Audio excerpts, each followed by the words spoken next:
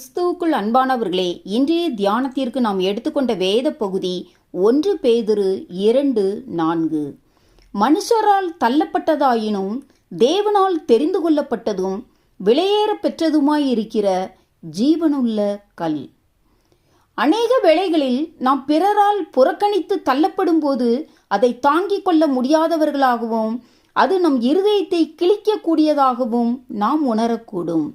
தேவ மனிதர்களும் முதலில் புறக்கணிக்கப்பட்டு பின்னர் உயர்த்தப்பட்டதையே நாம் வேதத்தில் பார்க்கிறோம். அப்படி உயர்த்தப்பட்ட தேவ மனிதர்களில் 2 பேரை பற்றி நாம் இப்பொழுது பார்ப்போம். முதலாவதாக யாக்கோபின் குமாரனான யோசேப்பு. ஆரம்பத்தில் யோசேப்பு தன் தகப்பனால் மிகவும் நேசிக்கப்பட்டான். இதனால் அவனுடைய சகோதரர்கள் அவனை புறக்கணித்தனர்.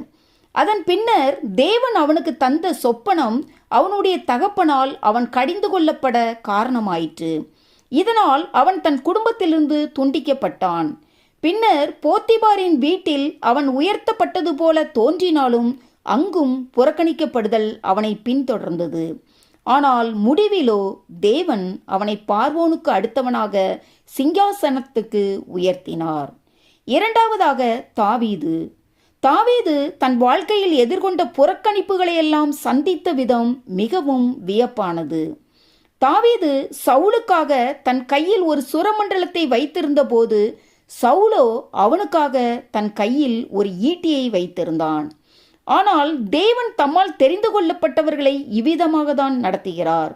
முடிவில் தாவீது இஸ்ரவேலருக்கு ராஜாவாக தேவனால் உயர்த்தப்பட்டான்.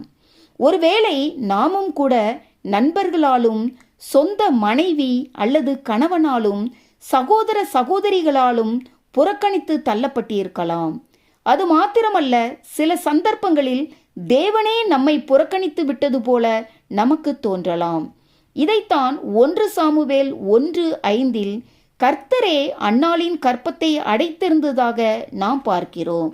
எனக்கு அன்பானவர்களே, நாம் கர்த்தருக்கு முழுவதுமாக சொந்தமானவர்கள் என்ற நிலைக்கு வரும் வரை நாம் மற்றவர்களால் புறக்கணிக்கப்படலாம் என்பதையும், தேவன் நம்மை மேன்மையான ஆவிக்குரிய உயர்தலங்களுக்கு உயர்த்த விரும்பும்போது முதலாவது பிறரால் புறக்கணிக்கப்படும் பாதைகளில் நாம் நடந்து செல்லும்படி தேவன் அனுமதிக்கிறார் என்பதையும் நாம் அறிந்தவர்களாய், பிறரால் நாம் புறக்கணிக்கப்படும் நேரங்களில் கர்த்தருடைய கிருபையினால் உள்ளான மனுஷனில் மகிழ்ந்து களிகூற தேவ பலனை பெற்றுக்கொள்வோமானால் தேவன் தாமே நம்மை ஆவிக்குரிய பிரகாரமாகவும் பூமிக்குரிய பிரகாரமாகவும் ஆசீர்வதித்து உயர்த்த வல்லவராயிருக்கிறார். ஆமேன். அல்லேலூயா.